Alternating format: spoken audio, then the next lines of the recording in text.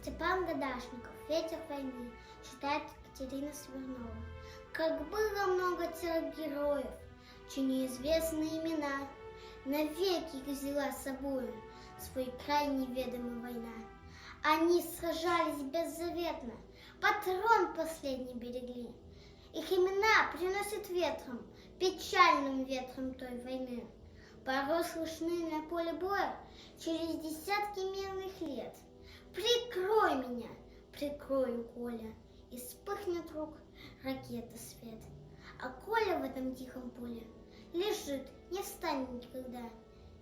Лишь горький ветер нам порою напомнит страшные года.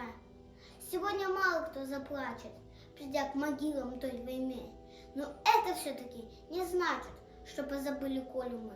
Мы помним это горе, осталась в памяти война. И русское родное поле приносит ветром имена.